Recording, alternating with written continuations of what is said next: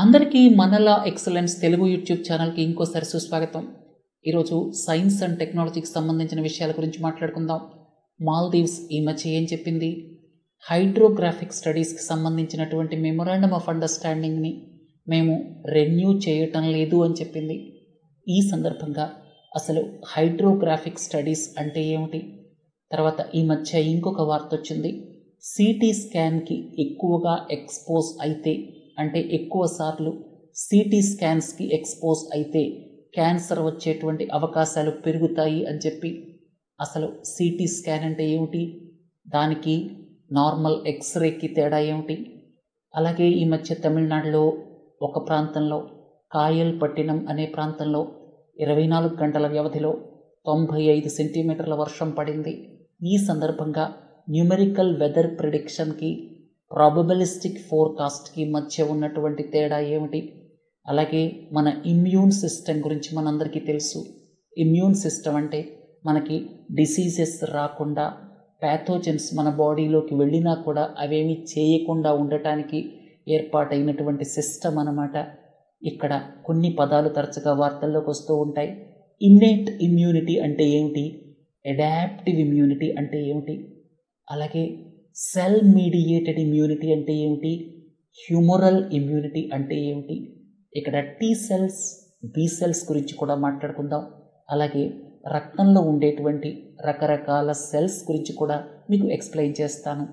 అలాగే human genome project, అంతేకాకుండా టెలోమేర్ to టెలోమేర్ consortium, వీటి పేర్లు వినే ఉంటారు. ఇవి దేనికోసం ఉద్దేశించబడినవి? అలాగే జీనోమ్ ఇండియా, ఇండిజెన్, ఈ రెండింటి మధ్య డిఫరెన్స్ ఏమిటి? బయో హ్యాకింగ్ అనే పదం తరచుగా వినపడుతూ ఉంటుంది. అసలు బయో హ్యాకింగ్ అంటే ఏమిటి? వీటన్నిటి గురించి రాగల 30 నిమిషాల పాటు ఈరోజు లెక్చర్లో తెలుసుకుందాం. మొట్టమొదటిది హైడ్రోగ్రాఫిక్ స్టడీస్కి సంబంధించి. మన దేశానికి హైడ్రోగ్రాఫిక్ స్టడీస్లో చాలా ఎక్స్పర్టైజ్ ఉంది. మన దేశం చాలా దేశాలతో కలిసి ఈ హైడ్రోగ్రాఫిక్ స్టడీస్ని చాలా కాలం నుంచి నిర్వహిస్తూ వస్తోంది. మాల్దీవ్స్తో కూడా మిగతా దేశాల్లాగే మన దేశానికి మెమొరాండమ్ ఆఫ్ అండర్స్టాండింగ్ ఉంది. 2021, 22, 23 ఈ 3 సంవత్సరాల కాలంలో కూడా మాల్దీవ్స్తో కలిసి హైడ్రోగ్రాఫిక్ స్టడీస్ని నిర్వహించడం జరిగింది. ఇప్పుడు కొత్త ప్రభుత్వం వచ్చింది కదా. కొత్త ప్రభుత్వం మాల్దీవ్స్లో గెలవటానికి ముందు ఇండియా అవుట్ క్యాంపెయిన్, అంటే యాంటీ ఇండియా క్యాంపెయిన్ ద్వారానే కొత్త ప్రభుత్వం అధికారంలోకి వచ్చింది. ఇప్పుడు వాళ్ళు ఏమంటున్నారు? భారతదేశానికి సంబంధించిన యాక్టివిటీస్ని కొనసాగించము అని చెప్తున్నారు. మన దేశానికి సంబంధించిన ట్రూప్స్ ఏవైతే ఉన్నాయో మాల్దీవ్స్లో వాటిని వెనక్కి పంపించేస్తాం. అలాగే రెండోది ఏంటంటే హైడ్రోగ్రాఫిక్ స్టడీస్కి సంబంధించిన ఎంఓయూని మేము రెన్యూ చేయము అని చెప్తున్నారు. మీ అందరికీ తెలుసు, మన దేశానికి సంబంధించి చుట్టుపక్కల అంటే నైబర్హుడ్ కంట్రీస్లో చాలా వాటితో బైపార్టిజన్ సపోర్ట్ మనకి లేదు. ఒక గవర్నమెంట్ అధికారంలోకి వస్తే ఒకలా ఉంటుంది, ఇంకొక గవర్నమెంట్ అధికారంలోకి వస్తే ఇంకోలా ఉంటుంది. దీన్ని ఏమంటారంటే ల్యాక్ ఆఫ్ బైపార్టిజన్ సపోర్ట్ అంటారు. ఇప్పుడు మాల్దీవ్స్లో అధికారంలోకి వచ్చిన ప్రభుత్వం యాంటీ ఇండియా క్యాంపెయిన్ మీద ఎలక్ట్ అయినటువంటి ప్రభుత్వం అన్నమాట. వాళ్ళు మన దేశానికి ఎగెనిస్ట్గా ఈ మధ్య 2-3 నిర్ణయాలు తీసుకున్నారు. వాటిల్లో ఒకటి హైడ్రోగ్రాఫిక్ స్టడీస్కి సంబంధించి ఇండియాతో కలిసి హైడ్రోగ్రాఫిక్ స్టడీస్ మేము చెయ్యం, మేము ఓన్గా చేసుకుంటాం అని చెప్పి వాళ్ళు చెప్పారు. అసలు ఈ హైడ్రోగ్రాఫిక్ స్టడీస్ అంటే ఏమిటి? ఓషన్స్ని, వాటర్ బాడీస్ని, సీస్ని ఇక్కడ స్టడీ చేయటం అన్నమాట. డేటాని, మ్యాప్స్ని, ఇన్ఫర్మేషన్ని కంపైల్ చేసి ఇక్కడ ఏం చేస్తారంటే ఈ నావిగేషన్, ఈ యొక్క సముద్రాలలో షిప్స్ వెళ్ళటానికి కానీ, ఇతరితర నేవల్ వెసల్స్ వెళ్ళటానికి కానీ ఏమైనా అంతరాయాలు ఉన్నాయా? సేఫ్గా వెళ్ళొచ్చా? ఎందుకంటే సముద్రాల్లో షిప్స్ కావచ్చు, నేవల్ వెసల్స్ కావచ్చు తిరుగుతూ ఉంటాయి కదా. వాటికి సేఫ్టీ గురించి ఉద్దేశించిందే హైడ్రోగ్రాఫిక్ స్టడీ. తర్వాత ఇక్కడ టైడల్ మెజర్మెంట్స్, కరెంట్స్, సముద్రాల్లో ఉండేటువంటి కరెంట్స్ కానీ అలాగే వేవ్స్ కానీ వీటి ఇన్ఫర్మేషన్ అంతా కలెక్ట్ చేస్తారు. అందుకని ఇక్కడ సేఫ్టీ ఆఫ్ నావిగేషన్తో పాటుగా ఇతరితర యూజెస్ కూడా ఉన్నాయన్నమాట దీనికి. ఇతరితర అంటే చూడండి ఇక్కడ economic development, security and defence, scientific research, environmental protection ఇలాంటివి కూడా ఈ యొక్క హైడ్రోగ్రాఫిక్ స్టడీస్తో ఉన్నటువంటి కొలాటరల్ బెనిఫిట్స్ అన్నమాట. అంటే మనం ఒక ముఖ్యమైన పని చేసామనుకోండి, దాని పక్కన కొన్ని బెనిఫిట్స్ అనుకోకుండా వస్తాయి. అర్థమైంది కదా, వీటిని కొలాటరల్ బెనిఫిట్స్ అంటాం అన్నమాట. తర్వాత ఇంకొక ప్రశ్న, సిటీ స్కాన్ గురించి ఈ మధ్య ఒక వార్త వచ్చింది. ఎక్కువ సార్లు సిటీ స్కాన్కి ఎక్స్పోజ్ అవుతూ పోయామనుకోండి క్యాన్సర్ వచ్చే అవకాశాలు పెరుగుతాయి అన్నటువంటిది ఆ రీసెర్చ్ పేపర్ యొక్క సారాంశం. తర్వాత అసలు ఎక్స్రే అంటే ఏమిటి? ఎక్స్రే నార్మల్గా ఒక ప్లేన్లోనే, అంటే ఎక్స్రేస్ని ఒక ప్లేన్లోనే పంపించి బాడీలో ఉన్నటువంటి ఏదైనా సరే ఇబ్బందులు ఉంటే తెలియజేస్తుంది. అది కొంతవరకే చేయగలదు. మరీ డీటెయిల్స్ కావాలనుకోండి, ఎవరికైనా క్యాన్సర్ మొదలైందనుకోండి, ఎక్కడ మొదలైంది అంటే అప్పటికది ఇంకా ఎర్లీ స్టేజ్లో ఉండొచ్చు. అలాగే కొన్నిసార్లు లోపల బ్లీడింగ్ అవుతుంది, ఇంటర్నల్ బ్లీడింగ్, అలాంటివి తెలుసుకోవాలన్నా. అలాగే ఇంకోటి ఏంటంటే బ్లడ్ ఇన్ఫెక్షన్స్ కానీ బ్లడ్ క్లాట్స్ ఉంటాయి కొన్ని చోట్ల బాడీలో. తర్వాత సర్జరీ చేయాలనుకోండి, అప్పుడు డీటెయిల్స్ అన్నీ తెలియాలి. బయాప్సీ చేయాలనుకోండి, ఏదైనా ఒక ముక్క తీసి బయటికి పంపించాలనుకోండి, దానికి సంబంధించి కూడా పూర్తి డీటెయిల్స్ తెలియాలి. ఇలాంటివన్నీ తెలుసుకోవడానికి సిటీ స్కాన్ని వాడతారనమాట. అసలు సిటీ స్కాన్ అంటే ఏమిటి? ఇది సిరీస్ ఆఫ్ ఎక్స్రే ఇమేజెస్. అంటే మన బాడీ మీదకి రకరకాల యాంగిల్స్లో ఎక్స్రేస్ని పంపిస్తారు.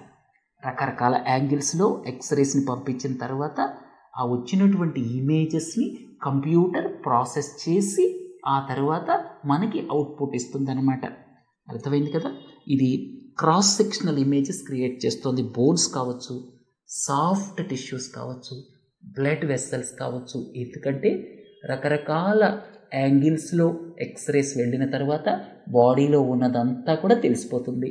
దాన్ని రకరకాల సాఫ్ట్వేర్స్ ఉపయోగించి కంప్యూటర్ దాన్ని ప్రాసెస్ చేసి మనకి ఫైనల్ అవుట్పుట్ ఇస్తుందన్నమాట. అదే సిటీ స్కాన్ అంటాం. తర్వాత ఇంకొక ప్రశ్న, ఈ న్యూమెరికల్ వెదర్ ప్రిడిక్షన్ మోడల్ అలాగే ప్రాబబిలిస్టిక్ ఫోర్కాస్ట్, వీటి టెక్నికల్ డీటెయిల్స్లోకి మనం వెళ్ళక్కర్లేదు. అయితే ఇక్కడ ఒక ముఖ్యమైన విషయం తెలుసుకోవాలి. తమిళనాడులో కాయల్పట్టణం అనేది తిరుచెందూరు దగ్గర ఉంది, తూతుకుడి డిస్ట్రిక్ట్లో ఉంది. ఇక్కడ ఒక రోజులో 95-94 సెంటీమీటర్ల వర్షం పడింది. మన దేశంలో యావరేజ్ రెయిన్ఫాల్ ఎంత? ఓవరాల్ కంట్రీని తీసుకుంటే, మన దేశం మొత్తం తీసుకుంటే యావరేజ్గా రెయిన్ఫాల్ దాదాపు 115 సెంటీమీటర్స్ ఉంటుందేమో. జూన్ నుంచి సెప్టెంబర్ మధ్యలో ఉన్నటువంటి మాన్సూన్ రెయిన్స్ ఏవైతే ఉంటాయో, అంటే సౌత్ వెస్ట్ మాన్సూన్ మూలంగా మనకు ప్రధానంగా రెయిన్స్ వస్తాయి కదా, అవి దాదాపు 87 సెంటీమీటర్లు ఆ రేంజ్లో ఉంటాయి. అంటే 75% రెయిన్ఫాల్ ఆ 4 నెలల్లోనే పడుతుంది. ఇక తరువాత మీకు ఉదాహరణకి నవంబర్, డిసెంబర్ తీసుకుంటే తమిళనాడులో ఎక్కువగా వర్షం పడుతుంది. నార్త్ ఈస్ట్ మాన్సూన్ లేకపోతే రిట్రీటింగ్ మాన్సూన్ అంటాం.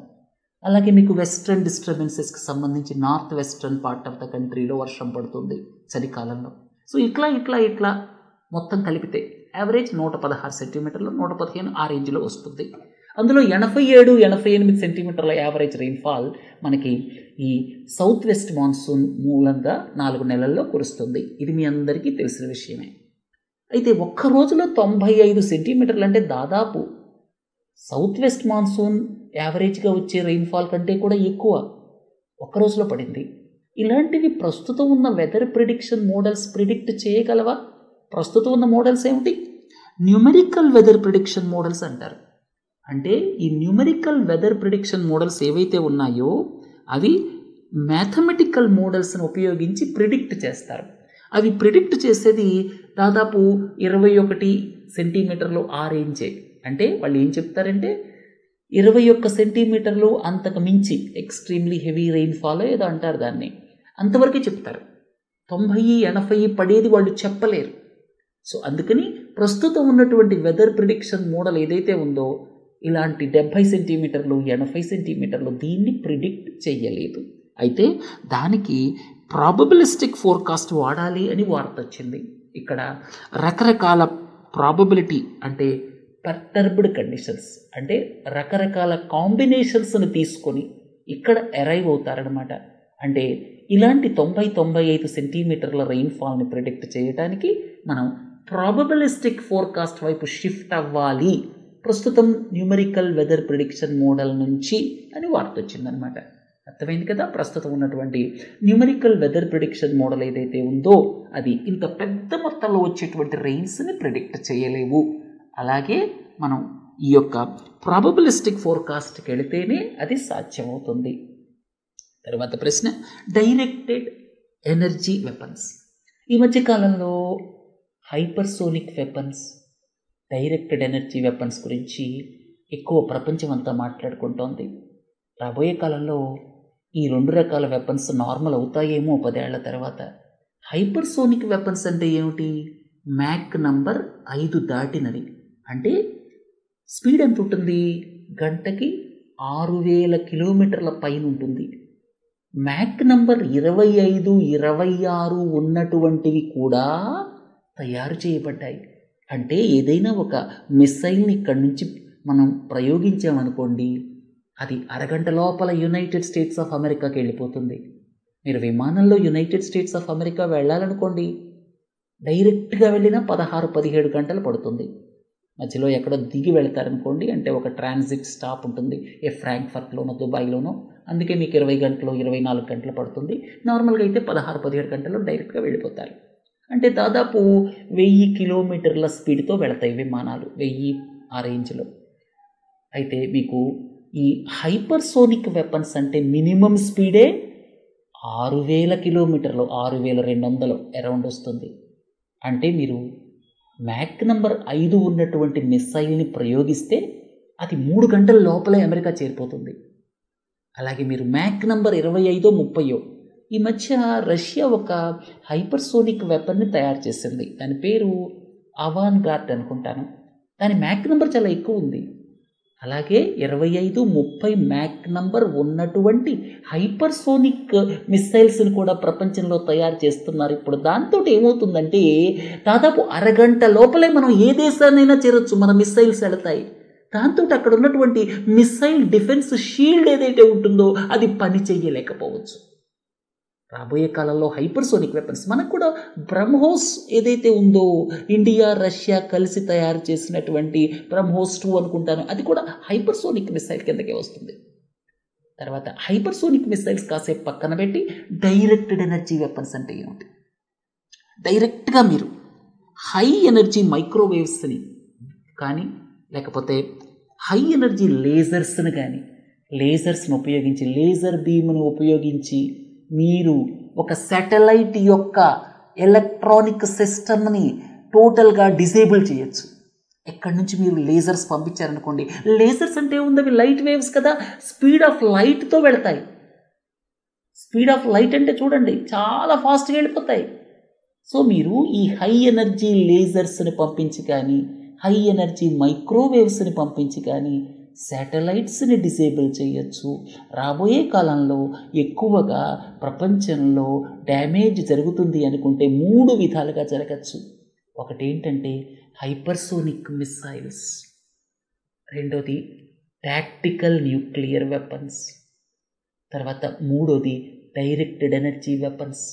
శత్రుదేశం మీద ఈ హై ఎనర్జీ లేజర్స్ని పంపిస్తే వాళ్ళ శాటిలైట్స్ టోటల్గా అనేబుల్ టు ఫంక్షన్ అనమాట. అర్థమైంది కదా. ఈ మధ్యకాలంలో ఎక్కువగా వార్తల్లో వినిపించేటువంటివి ఈ యొక్క డైరెక్టెడ్ ఎనర్జీ వెపన్స్. రెండోది ఏంటంటే హైపర్సోనిక్ మిస్సైల్స్. తర్వాత ఇమ్యూన్ సిస్టమ్ అంటే ఏమిటి? తరచుగా మనకి ఇమ్యూన్ సిస్టమ్ అని వినపడుతూ ఉంటుంది. మన చుట్టూ బోల్డ్ ప్యాథోజన్స్ ఉంటాయి.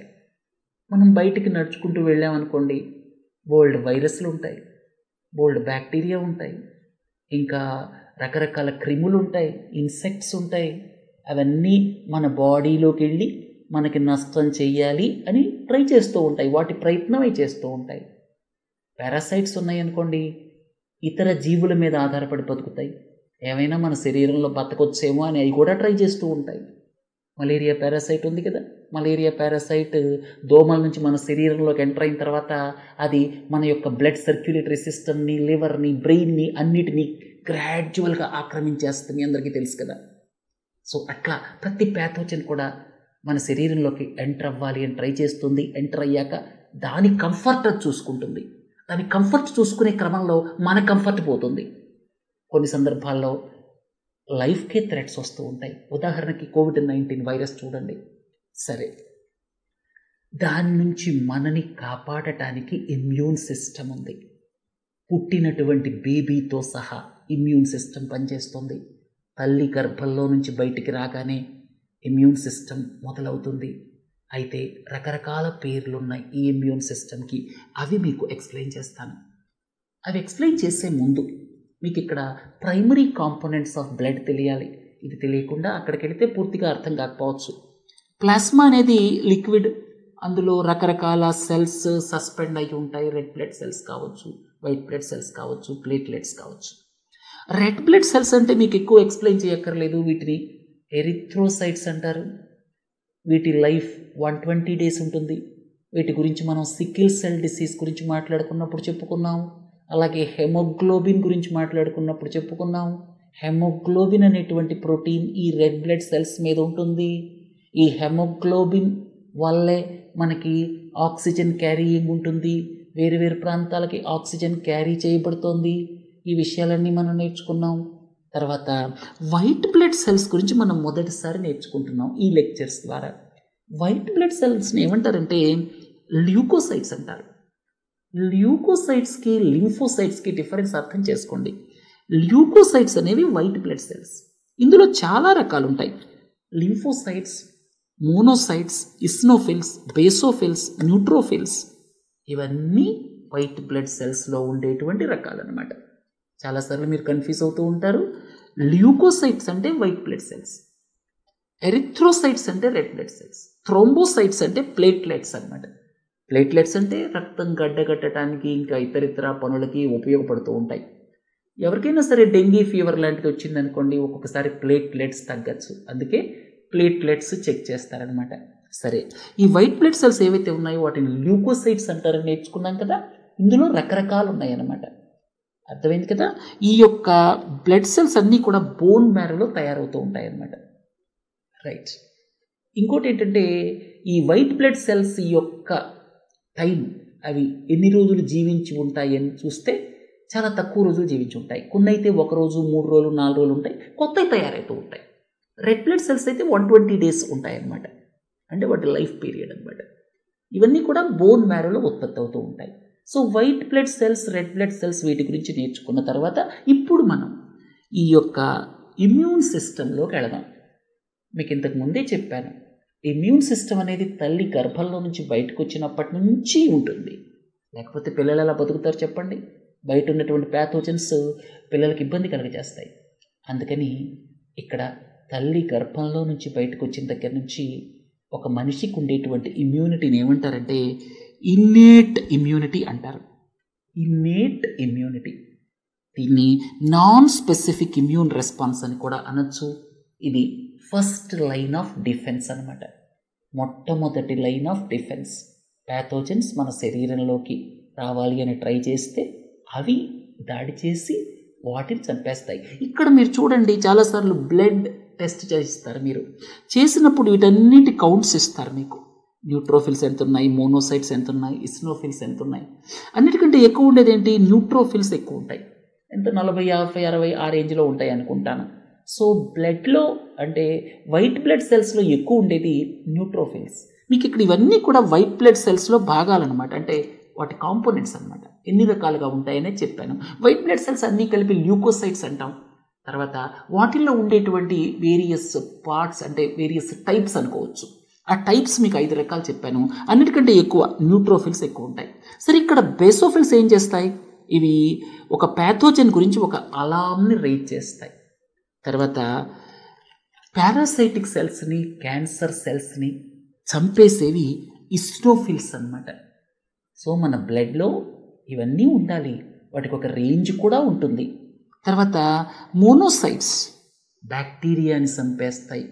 న్యూట్రోఫిల్స్ బ్యాక్టీరియా, ఫంగై లాంటి వాటిని చంపేస్తాయి. ఇట్లా వీటి పేర్లు మీరు వింటూ ఉంటారు. వీటన్నిటి మూలంగా మనకి పుట్టిన దగ్గర నుంచి ప్రతి వ్యక్తిలో ఉండేటువంటి డిఫెన్స్ సిస్టమ్ని, ఇమ్యూన్ సిస్టమ్ని ఏమంటామంటే ఇన్నేట్ ఇమ్యూనిటీ అంటాం. తర్వాత రెండో రకమైనది ఏంటంటే అడాప్టివ్ ఇమ్యూనిటీ అన్నమాట. అంటే కాలక్రమేణా వచ్చేది. ఒకటేమో ఇన్నేట్ ఇమ్యూనిటీ, దాన్ని నాన్ స్పెసిఫిక్ ఇమ్యూన్ రెస్పాన్స్ అంటాం. ప్రతి మనిషిలో ఉంటుంది ఇన్నేట్ ఇమ్యూనిటీ అనేది. తర్వాత మీరు ఇంకొక ముఖ్యమైన విషయం కూడా చెప్పాలి. చిన్న పిల్లలు ఉంటారు, వాళ్ళకి ఓవరాల్గా ఇమ్యూనిటీ తక్కువ ఉంటుంది కదా. మీజిల్స్తో ఎఫెక్ట్ అయ్యారనుకోండి, మీజిల్స్తో చిన్నపిల్లలు ఎఫెక్ట్ అయితే వాళ్ళ ఇమ్యూనిటీ దెబ్బతింటుంది, ఇమ్యూన్ సెల్స్ చంపబడతాయి. దాంతో ఒక్కొక్కసారి పిల్లలకి మీజిల్స్తో ఎఫెక్ట్ అయిన పిల్లలకి రకరకాల జబ్బులు రావచ్చు. అర్థమైంది కదా. తర్వాత ఇక్కడ చూడండి, మనం పెరుగుతున్న కొద్దీ చాలా వ్యాక్సిన్స్ వేసుకుంటాం. పోలియో వ్యాక్సిన్ దగ్గర నుంచి, BCG వ్యాక్సిన్ దగ్గర నుంచి రకరకాల వ్యాక్సిన్స్. ఈ మధ్య కోవిడ్ వ్యాక్సిన్స్ కూడా 2 వేసుకున్నాం కదా. సో ఇలాంటి వ్యాక్సిన్స్ వేసుకోవటం వల్ల మన బాడీలో మెమొరీ తయారవుతుంది. అంటే మళ్ళీ కోవిడ్ వ్యాక్సిన్ మనం వేయించుకోకుండానే ఏదైనా ఈ యొక్క కోవిడ్కి సంబంధించి వైరస్ మన శరీరంలోకి వెళ్ళినా కూడా ఏమీ చేయలేదు. ఎందుకంటే మన శరీరానికి ఒక మెమొరీ క్రియేట్ అవుతుంది. వ్యాక్సిన్స్ మూలంగా మనం శరీరానికి మెమొరీ ఇస్తాం. ఆ మెమొరీ ఏం చేస్తుంది, అలాంటి ప్యాథోజన్ మన బాడీలోకి వస్తే దాన్ని డ్యామేజ్ చేయకుండా దాన్ని ముందే నాశనం చేసేస్తుంది. తర్వాత ఉదాహరణకి మనం ఒక 10 సంవత్సరాల నుంచి ఒక ఏరియాలో పెరుగుతున్నాం అనుకోండి. ఉదాహరణకి దోమలు కుట్టడం మామూలే అనుకోండి. అంటే ఏంటి, మన బాడీలో మలేరియాకి సంబంధించి రెసిస్టెన్స్ కూడా ఉంటుంది. అర్థమైంది కదా. సో ఇట్లా న్యాచురల్గా మనకు రెసిస్టెన్స్ రావటం, వ్యాక్సిన్స్ ద్వారా రెసిస్టెన్స్ రావటం, దీని అంతటినీ ఏమంటారంటే అడాప్టివ్ ఇమ్యూనిటీ అంటారు. అర్థమైంది కదా. ఇన్నేట్ ఇమ్యూనిటీ అది స్పెసిఫిక్ కాదన్నమాట. అడాప్టివ్ ఇమ్యూనిటీ ఏమిటి, స్పెసిఫిక్. ఒక 10 ఏళ్ల నుంచి దోమలు కుడుతున్నాయి అనుకోండి, మనకి నార్మల్గా మలేరియా రాకపోవచ్చు, డెంగీ రాకపోవచ్చు. 10 ఏళ్లుగా మన బాడీకి రెసిస్టెన్స్ వచ్చేసింది. దోమలు కుట్టి తర్వాత అవి రకరకాల వైరస్లు మన బాడీలోకి పంపించింది అనుకోండి, మన బాడీకి అలవాటు అయిపోతాయి. అంటే అలా ఆ విధంగా కూడా మెమొరీ ఉంటుంది మన బాడీకి. అంటే వ్యాక్సిన్స్ ద్వారా కావచ్చు, అక్కడ ఉన్నటువంటి ఎక్స్పోజర్ ద్వారా కావచ్చు, 2 రకాలుగా మన బాడీకి మెమొరీ ఉంటుంది. దాన్ని ఏమంటారంటే హెర్డ్ ఇమ్యూనిటీ అంటారు. అంటే ఎక్కువ మంది పాపులేషన్లో అలాంటి ఇమ్యూనిటీ ఉంటే దాన్ని హెర్డ్ ఇమ్యూనిటీ అంటారు. నేను ఎక్కువ మంది పాపులేషన్ గురించి చెప్తున్నాను. అప్పుడు డిసీజెస్ బ్రేక్అవుట్ అవ్వటం ఉండదన్నమాట, అవకాశాలు ఉండవు. సరే, హెర్డ్ ఇమ్యూనిటీని కాసేపు పక్కన పెడదాం. మనం ఉన్నటువంటి ప్రాంతంలో మనకి ఇన్ఫెక్ట్ చేసినటువంటి ప్యాథోజన్స్ ఇంతకుముందు మళ్ళీ ఫ్యూచర్లో కొన్నిసార్లు ఏం చేయలేకపోవచ్చు. అలాగే మనం రకరకాల వ్యాక్సిన్స్ తీసుకోవటం మూలంగా మన బాడీలో ఉన్నటువంటి ఇమ్యూనిటీని మనం అడాప్టివ్ ఇమ్యూనిటీ అంటామన్నమాట. సో మీకు ఇన్నేట్ ఇమ్యూనిటీ గురించి చెప్పాను, అడాప్టివ్ ఇమ్యూనిటీ గురించి చెప్పాను. అడాప్టివ్ ఇమ్యూనిటీ అంటే ఎక్వైర్డ్ ఇమ్యూనిటీ అన్నమాట. మనం ఎక్వైర్ చేసాము, రకరకాల పరిస్థితులు కావచ్చు, వ్యాక్సిన్స్ కావచ్చు. ఇక్కడ ఇవి 2 రకాలుగా ఉంటాయి అన్నమాట. ఇవి 2 రకాలుగా ఉంటాయి. ఒకటేంటంటే సెల్ మీడియేటెడ్ ఇమ్యూనిటీ, రెండోది హ్యూమరల్ ఇమ్యూనిటీ. కన్ఫ్యూజ్ అవ్వకండి, 2 రకాలు. ప్రైమరీలీ ఇమ్యూనిటీస్ 2 రకాలు.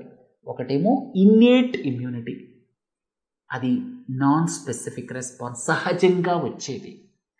కాలక్రమేణా వ్యాక్సిన్స్ వేసుకోవటం వల్ల మనకి న్యాచురల్గా రెసిస్టెన్స్ డెవలప్ అవ్వటం వల్ల వచ్చేటువంటి దాన్ని ఏమంటామంటే ఈ అడాప్టివ్ ఇమ్యూనిటీ అంటాం. పేరులోనే ఉంది, ఈజీగా అర్థమవుతుంది. అయితే అడాప్టివ్ ఇమ్యూనిటీ 2 రకాలు ఉంటుంది. ఒకటేమో సెల్ మీడియేటెడ్ ఇమ్యూనిటీ, రెండోదేమో ఈ హ్యూమరల్ ఇమ్యూనిటీ. ఈ రెండింటి మధ్య తేడా ఏమిటో చూద్దాం. ఇక్కడ మీరు ఇంతకుముందు మీకు వైట్ బ్లడ్ సెల్స్కి సంబంధించి నేను రకరకాలు ఉంటాయి అని చెప్పాను. అందులో ఒకటేంటి, లింఫోసైట్స్. ల్యూకోసైట్స్ అంటే వైట్ బ్లడ్ సెల్స్, లింఫోసైట్స్ అంటే వైట్ బ్లడ్ సెల్స్లో ఒక కేటగిరీ. ఇక లింఫోసైట్స్ విషయానికి వస్తే అందులో టీ సెల్స్, బి సెల్స్ అని 2 రకాలు ఉంటాయి. టీ సెల్స్, బి సెల్స్, ఇవి 2 రకాలైనటువంటి లింఫోసైట్స్ అన్నమాట. లింఫోసైట్స్ అనేవే ఒక రకమైన వైట్ బ్లడ్ సెల్స్. ఇక ఇందులో 2 భాగాలు. ఒకటేంటి టీ సెల్స్, రెండోదేమో బి సెల్స్ అనమాట. అసలు టీ సెల్స్ బి సెల్స్ ఏం చేస్తాయి? ఇక్కడ మీకు ఒక ముఖ్యమైన విషయం తెలుసుకోవాలి. టీ సెల్స్లో 2 రకాలు ఉన్నాయి. ఒకటేంటి హెల్పర్ టీ సెల్స్, రెండోది killer T cells. Helper T cells అంటే మీకు CD4 అనుకోవచ్చు, అలాగే కిల్లర్ టీ సెల్స్ అంటే CD8 అనుకోవచ్చు. అర్థమైందా? 2 రకాల టీ సెల్స్ చెప్పాను కదా మీకు. ఈ CD4 గురించి ఇంకొక సందర్భంగా కూడా మనం మాట్లాడుకుంటూ ఉంటాం. అదేంటంటే మీ అందరికీ తెలుసు, హెచ్ఐవితో బాధపడుతున్నటువంటి వాళ్ళు, అంటే ఎయిడ్స్తో బాధపడుతున్నటువంటి వాళ్ళకి చాలా డిసీజెస్ వచ్చే అవకాశం ఉంటుంది. ముఖ్యంగా ట్యూబర్క్యులాసిస్ వాళ్ళని ఎఫెక్ట్ చేస్తుంది. సో ట్యూబర్క్యులాసిస్కి అలాగే హెచ్ఐవి వైరస్కి విడదీయరాని సంబంధం ఉందన్నమాట. ఎందుకంటే హెచ్ఐవి సోకిన వాళ్ళల్లో ఈ CD4 కౌంట్ తగ్గిపోతుంది, అంటే హెల్పర్ టీ సెల్స్ కౌంట్ తగ్గిపోతుంది. దాంతో రకరకాల ఇన్ఫెక్షన్స్ వచ్చేటువంటి అవకాశం ఉందన్నమాట. అందుకే చాలాసార్లు వాళ్ళు ట్యూబర్క్యులాసిస్తో ఎఫెక్ట్ అవుతారనమాట. అర్థమైంది కదా? ఈ ఎయిడ్స్ ఎందుకంత ప్రమాదకారో, ఎందుకంటే ఈ ఇమ్యూన్ సిస్టంలో ఉన్నటువంటి హెల్పర్ టీ సెల్స్ ఏవైతే ఉన్నాయో అవి తగ్గిపోతాయన్నమాట. అర్థమైంది కదా? సో ఈ హెల్పర్ టీ సెల్స్ ఇక్కడ ఎవరైతే హెచ్ఐవితో బాధపడుతున్నారో వాళ్ళలో తగ్గిపోతాయి. సరే, అసలు విషయానికి వద్దాం. టీ సెల్స్ 2 రకాలు. ఒకటేంటంటే హెల్పర్ టీ సెల్స్, రెండోది killer T cells. Killer T cells అంటే ఉదాహరణ CD8, రైట్? తర్వాత వీటిని ఫాగోసైటిక్ సెల్స్ అని కూడా అంటారు. ఈ కిల్లర్ టీ సెల్స్ ఏం చేస్తాయంటే డైరెక్ట్గా వెళ్ళి ఎనిమీని, అంటే ప్యాథోజన్ని, బ్యాక్టీరియాని, వైరస్ని చంపేసేస్తాయి. డైరెక్ట్గా అవే చంపుతాయి. అందుకే వాటిని కిల్లర్ టీ సెల్స్ అన్నారు. ఉదాహరణ CD8. తర్వాత హెల్పర్ టీ సెల్స్ ఏం చేస్తాయంటే ఏదైనా ఇన్ఫెక్షన్ మన బాడీలోకి వస్తుంది అని గమనించినప్పుడు అవి వెళ్ళి బి సెల్స్ని యాక్టివేట్ చేస్తాయి. బి సెల్స్ ఏం ప్రొడ్యూస్ చేస్తాయి? యాంటీబాడీస్ని డైరెక్ట్గా ప్రొడ్యూస్ చేస్తాయి. యాంటీబాడీస్ని ప్రొడ్యూస్ చేస్తే అవి బ్యాక్టీరియాని, వైరస్ని చంపిపడేస్తాయి. అర్థమైందా? డైరెక్ట్గా టీ సెల్స్ వెళ్ళి చంపడాన్ని ఏమంటారంటే సెల్ మీడియేటెడ్ ఇమ్యూనిటీ అంట. అలాగే అక్కడ బి సెల్స్కి మెసేజ్ పంపిస్తాయి. ఏవి? Helper T cells. Helper T cells అంటే CD4 అనుకోండి, అవి హెల్పర్ టీ సెల్స్. ఏదైనా సరే ప్యాథోజన్ మన బాడీని ఎఫెక్ట్ చేయడానికి ప్రయత్నం చేసినప్పుడు అవి మెసేజ్ని పంపించేస్తాయి. మెసేజ్ని పంపించేయటం మూలంగా ఇక్కడ బి సెల్స్ ఏవైతే ఉన్నాయో అవి యాంటీబాడీస్ని ప్రొడ్యూస్ చేస్తాయి బాడీలో. ఆ యాంటీబాడీస్ వెళ్ళి వైరస్ కావచ్చు, బ్యాక్టీరియా కావచ్చు, చంపేస్తాయి అన్నమాట. సో దీన్ని ఏమంటారు? హ్యూమరల్ ఇమ్యూనిటీ అంటారు. సో ఇక్కడ సెల్ మీడియేటెడ్ ఇమ్యూనిటీ ఏమో డైరెక్ట్గా కిల్లర్ టీ సెల్స్ మూలంగా వస్తుంది. అలాగే ఇక్కడ హ్యూమరల్ ఇమ్యూనిటీ ఏమో ఇక్కడ బి సెల్స్ ప్రొడ్యూస్ చేసే యాంటీబాడీస్ మూలంగా వస్తుంది. రకరకాల యాంటీబాడీస్ ఉన్నాయి, వాటి గురించి వచ్చే వారం మాట్లాడుకుందాం. ఈ 2 రకాల ఇమ్యూనిటీని ఏమంటారంటే అడాప్టివ్ ఇమ్యూనిటీ అంటాం, లేకపోతే ఎక్వైర్డ్ ఇమ్యూనిటీ అంటాం. అర్థమైంది కదా? ఈ 2 స్లైడ్స్ ఇంకా కొన్ని సెకండ్లు చూడండి, మీకు ఇంకా ఫర్దర్ ఇన్ఫర్మేషన్ కావాలి అంటే. తరువాత హ్యూమన్ జీనోమ్ ప్రాజెక్ట్, దీని ఆరిజిన్ ఏమిటి? తర్వాత ప్రశ్న కూడా ఇంపార్టెంట్. అసలు జీనోమ్ ఇండియా ప్రాజెక్ట్ ఎందుకు స్టార్ట్ చేశారు? హ్యూమన్ జీనోమ్ ప్రాజెక్ట్ వాటి రిజల్ట్స్ కూడా వచ్చాయి. హ్యూమన్ జీనోమ్ ప్రాజెక్ట్ ఏం చేసిందంటే మన న్యూక్లియస్లో ఏవైతే ఈ DNA బేస్ పెయిర్స్ ఉంటాయో, DNA బేస్ పెయిర్ అంటే చూడండి ఇక్కడ ఇదొక DNA బేస్ పెయిర్ అవుతుంది. ఇలాంటి DNA బేస్ పెయిర్స్ ఎన్నున్నాయి మన సెల్లో? 3 బిలియన్ బేస్ పెయిర్స్ ఉన్నాయి. 3 బిలియన్ బేస్ పెయిర్స్ ఉన్నాయి. మన హ్యూమన్ బాడీలో ఎన్ని సెల్స్ ఉన్నాయి? 37 ట్రిలియన్ సెల్స్ ఉన్నాయి. 37 ట్రిలియన్ సెల్స్ మన హ్యూమన్ బాడీలో ఉన్నాయి. ఒక్కొక్క సెల్లోని న్యూక్లియస్ లోపల ఉండేటువంటి DNA ఏదైతే ఉందో ఆ DNAలో, అంటే ఏదైతే న్యూక్లియస్ లోపల ఉన్నటువంటి DNA మొత్తం మీరు చూస్తే 3 బిలియన్ బేస్ పెయిర్స్ ఉన్నాయి. అవి 20,000 to 25,000 జీన్స్గా విడగొట్టారనమాట. ఒక్కొక్క జీన్ మూలంగా ఒక్కొక్క రకమైన ట్రైట్ వస్తుంది. So 3 billion base pairs of DNA divided into 20 to 25,000 jeans అనమాట. ఇదంతా ఎలా సీక్వెన్స్ చేశారు? దానికి మూలం ఏంటంటే ఈ హ్యూమన్ జీనోమ్ ప్రాజెక్ట్. దీని వెనకాల ప్రపంచవ్యాప్తంగా చాలా యూనివర్సిటీస్ ఉన్నాయి. ముఖ్యంగా ఫండింగ్ యునైటెడ్ స్టేట్స్ ఆఫ్ అమెరికాకి సంబంధించి నేషనల్ ఇన్స్టిట్యూట్ ఆఫ్ హెల్త్ నుంచి వచ్చింది. తర్వాత 2003 సంవత్సరం వరకు అది కంప్లీట్ అయింది. దాదాపుగా $2-3 బిలియన్ కాస్ట్ అయింది. తర్వాత 20 ప్రఖ్యాత యూనివర్సిటీస్ ప్రపంచంలో ఈ ప్రాజెక్ట్లో అసోసియేట్ అయ్యాయి. తర్వాత ఇంకా కొద్దిగా వర్క్ మిగిలింటే దాన్ని టెలోమర్ టు టెలోమేర్ కన్సార్టియం అది మిగతా చేసింది. ఓవరాల్గా ఈ మధ్య వచ్చిన లెక్క ప్రకారం 3.06 billion base pairs total human జీనోమ్లో ఉన్నాయని తేల్చారు. అవి 20,000 నుంచి 25,000 జీన్స్ రూపంలో ఉన్నాయన్నమాట. ఈ ప్రాజెక్ట్ చేసింది హ్యూమన్ జీనోమ్ ప్రాజెక్ట్. కొద్దిగా వర్క్ మిగిలింటే టెలోమేర్ టు టెలోమేర్ కన్సార్టియం ఆ మిగతా పనిని పూర్తి చేసింది. లేటెస్ట్ ప్రకారం 3.06 బిలియన్ బేస్ పేర్స్ అనమాట. అసలు ఈ హ్యూమన్ జీనోమ్ ప్రాజెక్ట్ వల్ల ఏం జరిగింది? టోటల్ హ్యూమన్ జీనోమ్ సీక్వెన్సింగ్ చేయటం జరిగింది. తర్వాత ఇప్పుడు ఏ మనిషికైనా జీనోమ్ సీక్వెన్సింగ్ చేయాలి అంటే చాలా తేలికైపోయింది. కాస్ట్ కూడా దాదాపు $1,000 అంటే 50-60 వేలలో అయిపోతుందన్నమాట. ఈ హ్యూమన్ జీనోమ్ ప్రాజెక్ట్ మూలంగా మానవాళికి వచ్చిన బెనిఫిట్స్ ఏంటంటే ఈ యొక్క న్యూ రీసెర్చ్ అనమాట. కొత్తగా అంటే జీన్స్ తోటి సంబంధమైనటువంటి డిసీజెస్ ఏంటి అనే దాని మీద క్లారిటీ వచ్చింది. జెనెటిక్ డిసీజెస్ ఉంటాయి కదా, ఈ మధ్య మనం సికిల్ సెల్ డిసీజ్ గురించి కూడా చెప్పుకున్నాం. తర్వాత చాలా బ్లడ్ రిలేటెడ్ జెనెటిక్ డిజార్డర్స్ ఉంటాయి. ఇంకా ఇతరితర జెనెటిక్ డిజార్డర్స్ ఏవైతే ఉన్నాయో వాటి గురించి రీసెర్చ్ చేయడానికి అవకాశం కలిగింది. ఎందుకంటే ఇక్కడ ఉన్నటువంటి డిఎన్ఏ బేస్ పెయిర్కి సంబంధించి ఎక్కడైనా సరే మిస్టేక్ ఉంటే ఆ డిఎన్ఏ బేస్ పెయిర్ ఉండాల్సిన విధంగా లేకుండా ఉంటే, ఉదాహరణకు చూడండి, మనం ఇంతకుముందు నేర్చుకున్నటువంటి సికిల్ సెల్ డిసీజ్కి సంబంధించి అక్కడ alpha 2 sub units, beta 2 sub units ఉంటాయి. ఇందులో ఇక్కడ ఉన్నటువంటి హెమోగ్లోబిన్లో ఉన్నటువంటి ప్రోటీన్లో అక్కడ ఏదైనా సరే మిస్టేక్ వచ్చిందనుకోండి, మనకి సికిల్ సెల్ డిసీజ్లా మారుతుందన్నమాట. అట్లాగే జెనెటిక్ డిసీజెస్ ఏవైతే ఉన్నాయో వాటికి సంబంధించిన రీసెర్చ్ అండ్ డెవలప్మెంట్ చేయడానికి ఈజీగా ఉంటుంది. తర్వాత కొన్ని డిసీజెస్ని మనం ఎర్లీగా ప్రిడిక్ట్ చేయొచ్చు, జీన్ థెరపీకి అవకాశం ఉంటుంది. తర్వాత ఇట్లా చాలా అడ్వాంటేజెస్ ఉన్నాయన్నమాట. తర్వాత ఈ ప్రాజెక్ట్ జీనోమ్ డేటాని పబ్లిష్ చేసింది, హ్యూమన్ జీనోమ్ని సీక్వెన్స్ చేసింది. అయితే మళ్ళీ మన దేశం ఈ 2 ప్రాజెక్ట్స్ని ఎందుకు స్టార్ట్ చేసింది? జీనోమ్ ఇండియా ప్రాజెక్ట్, అలాగే IndiGen project. Genome India project main ఉద్దేశం ఏంటంటే భారతదేశానికి సంబంధించి ఒక రిఫరెన్స్ జీనోమ్ని పబ్లిష్ చేయాలి. వీళ్ళు పబ్లిష్ చేసింది ఏంటంటే ఎక్కువగా యూరోపియన్ దేశాలకు సంబంధించినటువంటి ప్రజల్ని తీసుకున్నారు. అయితే మన దేశంలో ఉన్న ప్రజలకి, యూరోపియన్ కంట్రీస్లో ఉన్న ప్రజలకి డిఫరెన్సెస్ చాలా ఉంటాయి, ట్రైట్స్లో చాలా తేడాలు ఉంటాయి. అక్కడ ఏదైతే వాళ్ళు రిఫరెన్స్ జీనోమ్ని పబ్లిష్ చేశారో దాన్ని మనం వాడితే ఇంకా మనకి కొన్ని గ్యాప్స్ ఉంటాయి.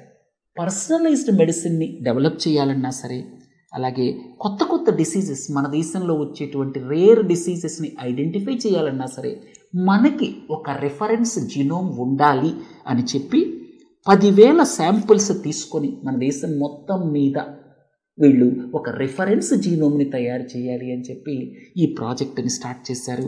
ఇందులో ఇండియన్ ఇన్స్టిట్యూట్ ఆఫ్ సైన్స్ అలాగే ఐఐటీస్ ప్రముఖ పాత్ర వహిస్తున్నాయి. అయితే ఇందులో పార్ట్గా అంటే ఇండిజెన్ ప్రాజెక్ట్ ఏంటంటే పార్ట్ ఆఫ్ జీనోమ్ ఇండియా అనమాట. ఇక్కడ కొన్ని ల్యాబొరేటరీస్కి ఎంట్రస్ట్ చేశారు. మీరు రకరకాల పాపులేషన్స్ని తీసుకొని జీనోమ్ సీక్వెన్స్ చేయండి అని చెప్పి. కాబట్టి ఇండిజెన్ ప్రాజెక్ట్ అనేటువంటిది జీనోమ్ ఇండియా ప్రాజెక్ట్లో భాగం అని గుర్తుపెట్టుకోండి. తర్వాత బయో హ్యాకింగ్, సైబర్నెటిక్ ఆర్గానిజం, ఈ 2 పదాలు వార్తల్లోకి వస్తూ ఉంటాయి. నార్మల్గా మీరు ఏవైనా మెడిసిన్స్ వాడచ్చు. తర్వాత సైంటిఫిక్ రీసెర్చ్ ద్వారా ఎవరికైనా సరే మెడిసిన్స్ వాడటం కానీ, ఇతరితర డిసీజెస్కి సంబంధించినవి కానీ, లేకపోతే వాళ్ళకి సంబంధించినటువంటి మైండ్ ఇంకా యాక్టివ్గా పనిచేయటానికి కానీ రకరకాల మందులు వాడుతూ ఉంటాం. అదంతా ఒక పార్ట్. అలా కాకుండా బాడీలో డైరెక్ట్గా తీసుకొచ్చి ఒక ఇంప్లాంట్, ఒక చిప్ని ఫిక్స్ చేస్తారు ఇక్కడ. అలాగే జీన్ ఎడిటింగ్ చేస్తారు. ఇలాంటి వాటి మూలంగా మీ యొక్క కేపబిలిటీస్ని పెంచాలి అని ట్రై చేస్తే, కేపబిలిటీస్ని పెంచాలి, లోపల ఒక చిప్ పెడతారు, లేకపోతే ఈ యొక్క జీన్ ఎడిటింగ్ చేస్తారు. వీటి ద్వారా హ్యూమన్ బీయింగ్ యొక్క కేపబిలిటీస్ని పెంచాలి అని ప్రయత్నం చేసేటువంటి ప్రాసెస్ ఏదైతే ఉందో దాన్ని ఏమంటామంటే ఈ బయో హ్యాకింగ్ అంటాం అన్నమాట. అర్థమైందా? Improve the qualities or capabilities అన్నమాట. తర్వాత రకరకాల ఇంప్లాంట్స్ మన చర్మం కింద పెట్టచ్చు. సైబర్నెటిక్ ఆర్గానిజం అంటే ఏమిటంటే ఇక్కడ అలాంటి ఏదైనా చిప్ పెట్టినా సరే, లేకపోతే ఇంకేదైనా ఒక ఇంప్లాంట్ పెట్టినా సరే, అలాంటి ఆర్గానిజంని ఏమంటామంటే సైబర్నెటిక్ ఆర్గానిజం అంటామన్నమాట. సరే, ఈరోజు సైన్స్ అండ్ టెక్నాలజీకి సంబంధించినటువంటి విషయాలను ఇంతటితో ముగిద్దాం. తర్వాత ఈ లెక్చర్ వింటున్నటువంటి విద్యార్థులందరికీ కొత్త సంవత్సర శుభాకాంక్షలు. 2024వ సంవత్సరంలో మీ ఆశలు, ఆకాంక్షలు నెరవేరాలని కోరుకుంటూ జీవీరావు. నమస్తే.